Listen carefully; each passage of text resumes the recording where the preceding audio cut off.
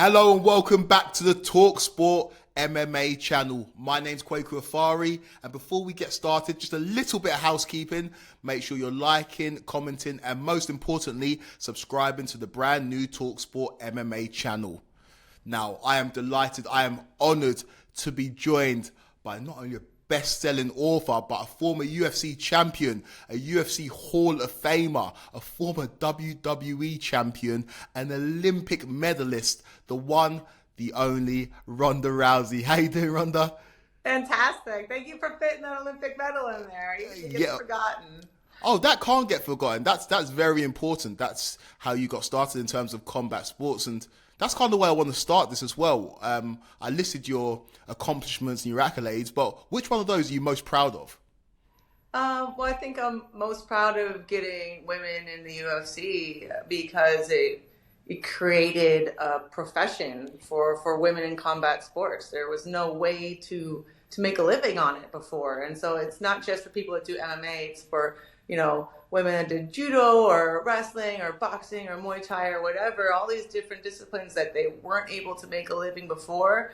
Now women are able to make a living off of boxing. Now that you proved the concept in MMA, now women from all of these other sports are coming into MMA and able to make a living. And so, that's what I am most proud of. And your mum was a judoka, is that correct? Yep, first American to win the world championships in judo back in 1984. So it's in the blood. Yeah. It's we have a family armbar. It's like an heirloom. And was it just something you're always going to get into, judo? Was it just something that you took to straight away? No, I was a swimmer first, and I swam from 6 to when I was 10. And it was actually super intense. It got to I was training 5 days a week at 6. And then by 10, I had to start doing 2 days, like waking up at 5 o'clock in the morning to swim before school and then after. And it was just kind of boring and too intense for me. And just too much. I got burnt out. And so when I started doing judo, it was only 3 times a week.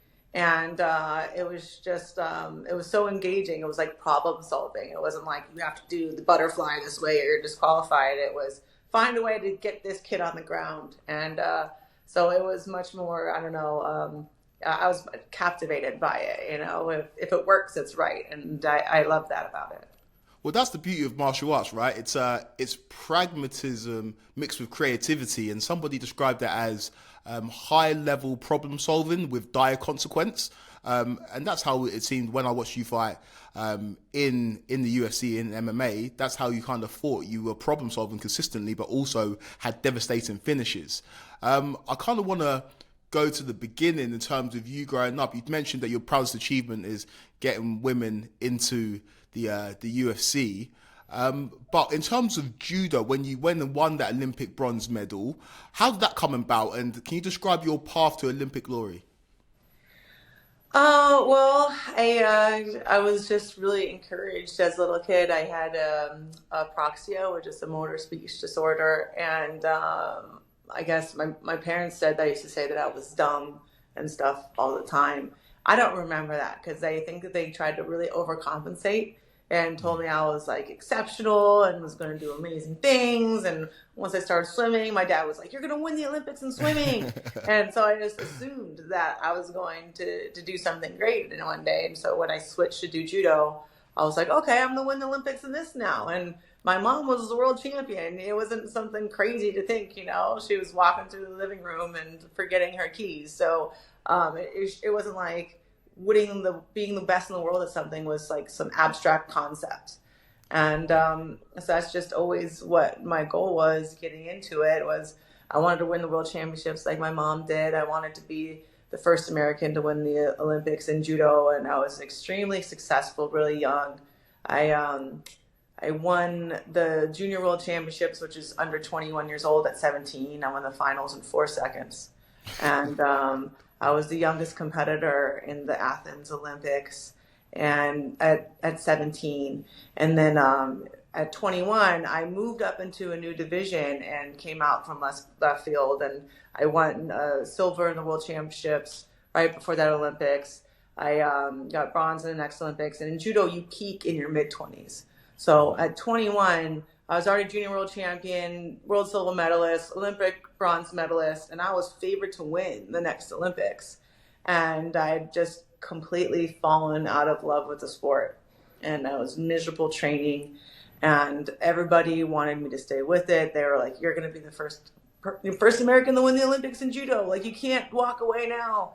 And the bronze medal made me happier than I thought, but it also really wasn't as fulfilling as I thought it would be. It would like made me happy for like, a couple of weeks, and then I returned to my life where nobody cared. I was a bartender at Malibu, and you'd mention you won an Olympic medal, and someone would be like, "Oh yeah, well, I collect stamps." And it was just, you think you accomplished this thing, and it equates happiness forever. And I realized that wasn't it. And I realized that if the journey isn't fulfilling in itself, the destination, even if you reach it, is not going to make up the difference. Yeah. So I decided that I saw a unique opportunity in MMA, and I knew that I could, judo at the time was the most competitive combat sport for women out there, with most participation across most countries. And I knew I could throw any woman in the world down and break her arm. And it was not a very useful skill in the workplace. But I thought that one thing that the women's fights were missing, and the one thing that nobody cared, is they didn't have a storyline, because no one wanted to play the heel. No one wanted to be the bad guy. And everyone was trying to play Miss America and not trying to play up their sex appeal. So I was like, all right, I'll be the bitch, and I'll try to make it sexy. I'll talk shit about whatever. Like, just put me in. And so that's what I tried to do. Not just to win the fights decisively and make them exciting, but promote the fights as hard as I trained for them. And then it ended up taking off, and here we are. Taking off is an understatement, and it's interesting to hear you talk about how conscious it was in terms of not creating a character, but making sure you're promoting it, and that's half the game, right? It's getting in there and showing your skills, but it's also promoting it. It's a prize. It's your prize fighters at the end of the day.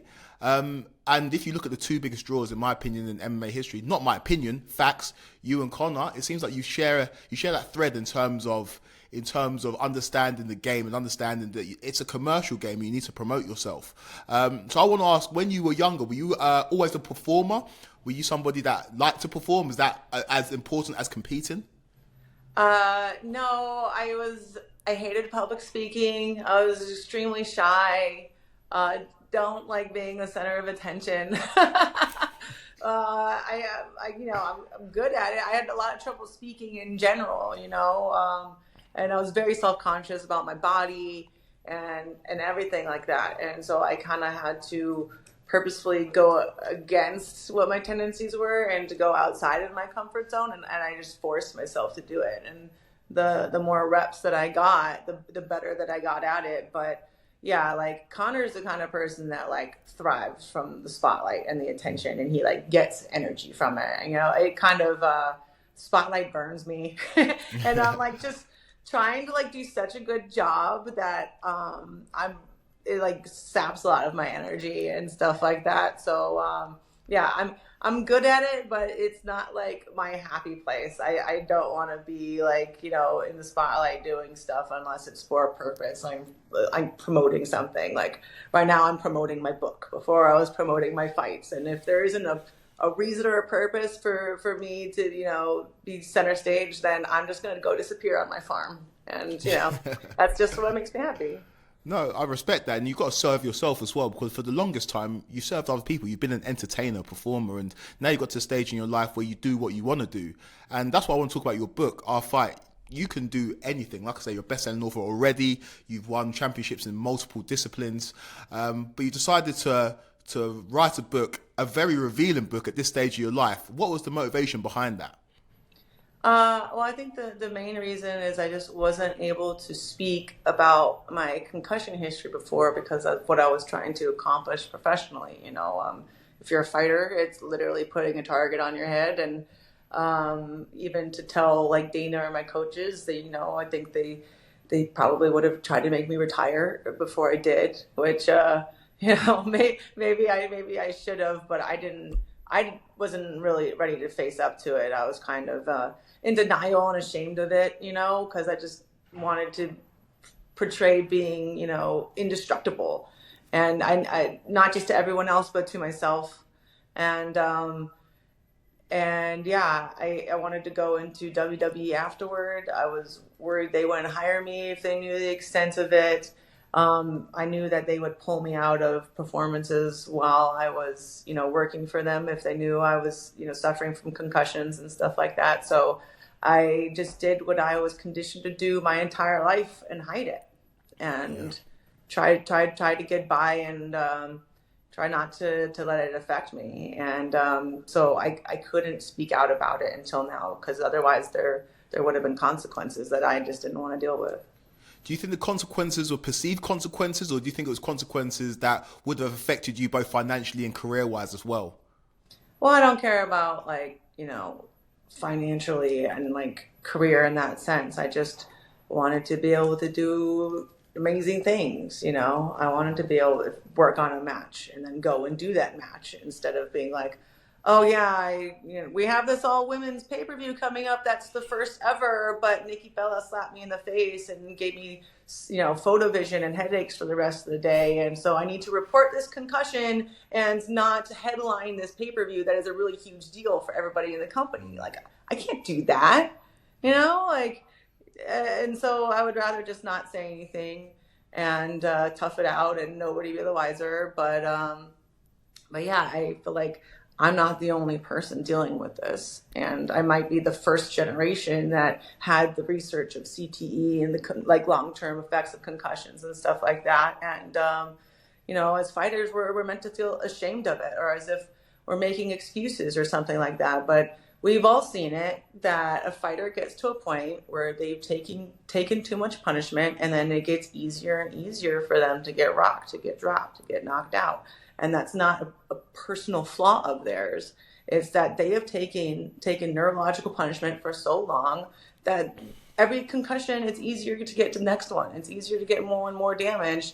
And I've seen too many fighters stick around for too long because they either financially can't, or they just mentally, like, this is their identity and they can't step away from it. And, you know, you've seen those fighters that end up like punch drunk or in a wheelchair, or they can't function on their own later in life. And you don't know until decades later if you've taken one hit too many. And I feel like if us talking about it, any fighter that brings it up is going to be like, you know, vilified for making excuses, when we're just trying to bring attention to the fact that we are in a sport where we are constantly getting neurological injuries and punishment. And it gets to a point where you just take too much and you have to step away. And our fans, you know, a lot of them don't look at us like we're people, you know, that like we're events, we're something that is entertaining them, and they don't care what's going to happen to us in the long run. They're not thinking about that fighter that they used to watch decades ago that now can't feed themselves. And so yeah, I think it's something that needs to be brought to the forefront and talked about, because, you know, we're not race cars, we're people. You know, it's important that somebody like yourself, who's so prominent and one of the biggest stars that MMA has ever produced, is coming out and speaking about it in such an in detail and in-depth type of way as well. And you mentioned punch drunk. It's interesting because fighters get lauded for having great chins. You get lauded for taking damage, and it's a sport inherently that rewards people for harming themselves, which is, it sounds extreme to say, but that's the facts of the matter. And I think back to one of your most famous or infamous fights against Holm, and you've discussed how you were concussed before that fight. Was that the only fight that you went into concussed? I mean, I always went into every fight with some kind of injury. I've gone into fights before from like having concussion symptoms after sparring. But I think that one was definitely the most severe. So it wasn't like I got tagged in sparring and was seeing stars and had sensitivity to the light and had to lock myself in the locker room afterward in the darkness for a while to get over it. Like, that had happened before many of my fights. Before that fight, I literally slipped down the stairs and knocked myself out. And that was definitely a much more severe concussion, much closer to the fight that I'd ever dealt with before. But, you know, Robbie Lawler already pulled out of that card. You know, it was the biggest, you know, venue that they were trying to break an attendance record, and it was 2 weeks before the fight, and like I couldn't pull out and, you know, leave Dana hanging like that. I mean, that would have been a huge loss for the company. And I promised him that I would always be his girl. I would be the one that would show up and fight when everybody else pulled out. I never once turned down a fight. I never once pulled out of a fight. And it's not because I never had an injury. It's because I always fought anyway. And yeah, so it was just the way that I always did things, because I had to convince myself to be able to maintain fighting at that level that it didn't matter how injured I was or how bad of a day it was or whatever else went wrong. I had to be so good that I could beat everybody twice on my worst day. And that was what my mother like trained me from a very, very young age. So if I said to myself, I have a concussion, I can't do this, that is including the phrase, I can't do this. You know, my first fight, I went in with, you know, 9 stitches on my foot from getting bit by a pit bull, you know, 2 days before. This is not something that, you know, that was out of the ordinary, to just be like, oh, well, you know, I dislocated my elbow. Guess I'm going to have to start off jabbing Sarah Coppin 3 times in the face with my bad elbow, you know. But the Julia Budd fight, I just dislocated my my AC joint at a grade 2 separation going into that. Well, like, oh, I guess this is what I'm doing. You know, I got a MRSA infection right before the Nunes fight. Like, well, I guess I'm fighting with a MRSA. You know, I mean, you know, I wouldn't actively have an infection during the fight, but I was on antibiotics. I mean, I can't think of one fight where there wasn't something wrong with me. You know, and so like that's kind of the champion's responsibility, though, and in my eyes, is you show up and you fight whenever you're challenged. You're at the top of the hill, you defend it. You don't pick and choose the best time for you, the best opponent for you. That's a contender's luxury, and I just didn't have that. And do you think that champion's mentality forced you in a way to go and fight Amanda Nunes? Because you could have really called it day after a Holly Holm fight, and I don't think anybody could have any grievances in terms of the run that you went on, the way that you were finishing people, the career that you'd had, and the path that you'd forged. No one should have had any grievances with you calling it a day after the Holly Holm fight, but you came back the following December to fight Amanda Nunes. In hindsight, was that a mistake? I think there would have been plenty of damn grievance if I did it. Everybody would have been like, Ronda had one bit of adversity and then called it quits after that. But there was a lot of doubts in my mind because of all those extenuating factors that went into that home fight. I did 99% of all the media traveling all over the world, and she got to sit comfortably at home and do the 5 radio interviews that wanted to talk to her in Albuquerque. I was going into that fight already concussed and freshly tearing my ACL. You know, my mouth guard didn't have the back to the bottom teeth. I had the worst weight cut of my life. There was all kinds of drama going on with my family and my training camp. I mean, it was just like everything that possibly could have gone wrong went wrong. And so then afterward, I was like, well, what if it was just those things? You know, what if it was just a concussion? What if it was just a mouth guard? What if it was just the weight cut? Maybe it was just the stress that I was going through. Maybe, you know, it was just because I did all the media and she didn't. And so in order to, and I felt like I owed it to everybody to like be an example of overcoming adversity. And maybe that was the role that I was meant to play, not to be flawless, but to be able to come back. And so I felt like I owed it to everyone.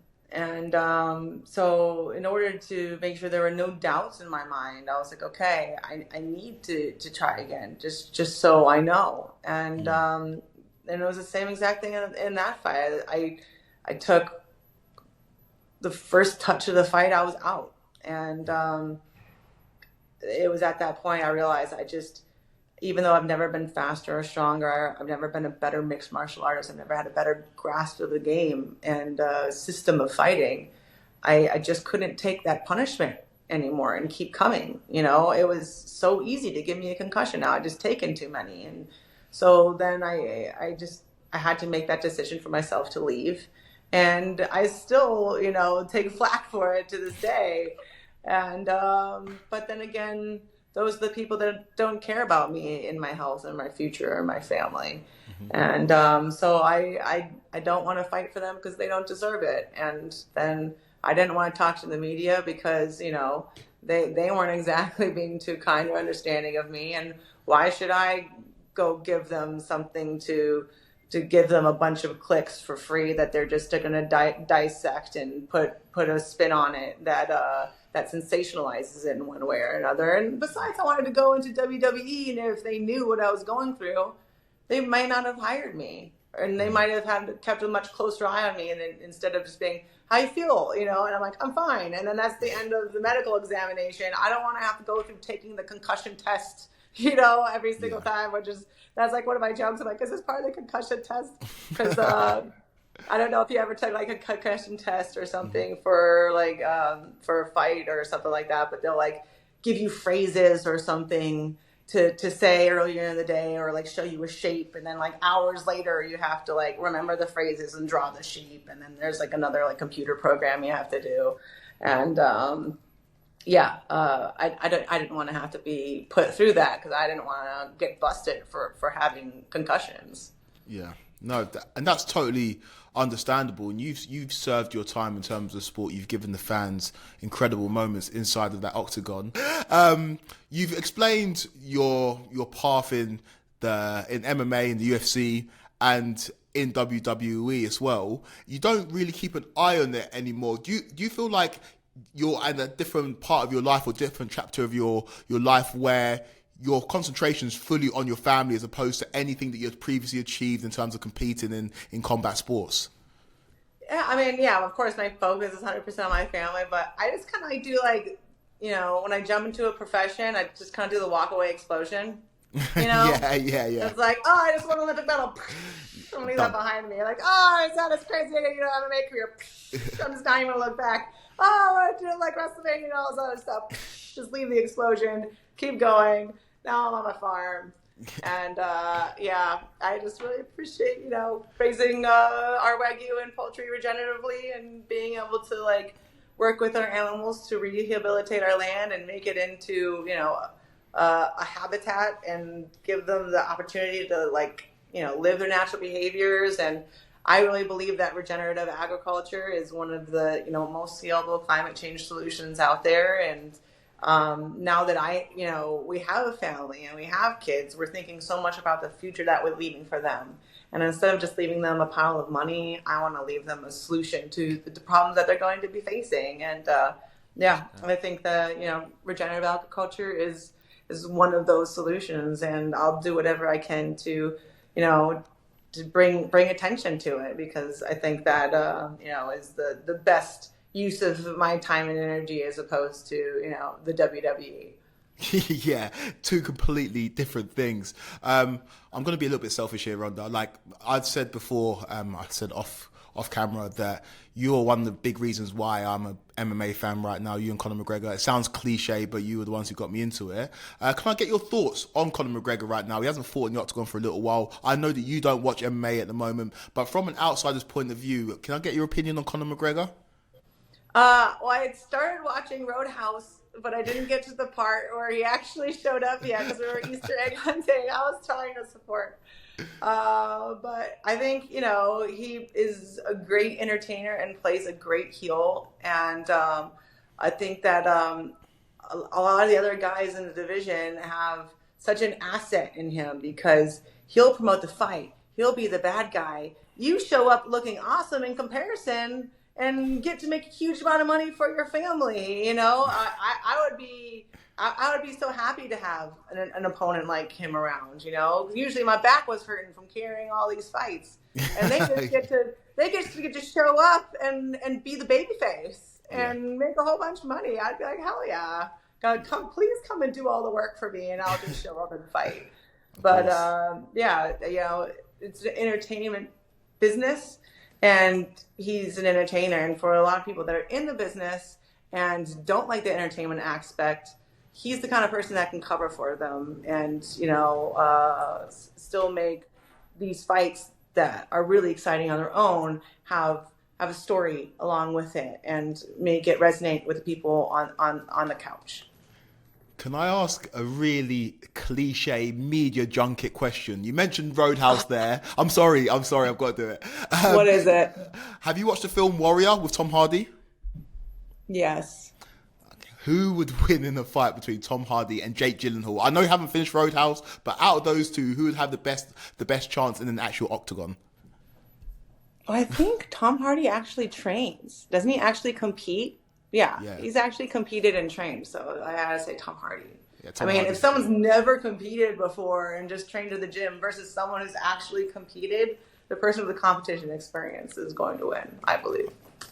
And in your opinion, who's the greatest pound for pound fighter of all time? We're talking both men and women. When it comes to MMA, who's your GOAT? Besides myself? Besides yourself, yes. Oh, God. I'm just a geek for Fedor, dude. Oh, really? I think Fedor at his time had it all. He was first really in judo too, so I was a big judo nerd. And Sambo is basically Russian judo. So yeah, I gotta say, like, him versus Crow Cop, my favorite match of all time. Incredible fight. Okay, can I just do dream matches then with you? If it's Fedor versus John Jones, who wins? Dude, John Jones wouldn't even have to train and he'd win. That's really? Just the most John Jones thing ever. It's so John Jones. Get off of a boat from the Bahamas and then just go in there and win. You're like, God damn it! Well, I was training my ass off, and John Jones just showed up and won. Well, he famously told DC what he was doing the night before he kicked his ass, so we'll leave that one there. Khabib versus GSP. GSP's come out and said that he'd beat Khabib in a fight. Who do you think would win if those two fought? Say it'd have to be Khabib. Yeah. Okay. Yeah. He just knows how to finish, you know? He does, and that's the thing. We never seen him be beaten in the octagon. So if you've never seen someone lose, then it's hard to imagine him losing, even when you're making dream matches. Yeah. And finally, in terms of yourself, what does the next 10 years look like? Your book detailed the previous 10 years. I want to know what the next 10 years looks like for Ronda Rousey. Hopefully we'll have some more babies. That would be great. Hopefully, Rousey Acres does really well and we can expand to like more locations and raise more animals and make, regenerative ag mainstream. I've really been getting into like creative writing just because of like how therapeutic it is for me. I'm an intern at the WME story department right now and got a comic book coming out this year. And I don't know, it'd be cool to like release a bunch of comic books and maybe I could star in my own like Enter the Dragon Bruce Lee film someday. That would be fun just because I'm like a big nerd for like, combat cinema and stuff like that and choreography. And I would love to be able to choreograph my own martial arts film. That'd be really cool. But, that might not happen. But, if we're dreaming here, I love good dreams. I love to come up with crazy stuff to do because, why not? You got to dream big if you want to achieve big, and I respect that. And I think that's the best way to end this interview. Ronda Rousey, thank you so much for joining me.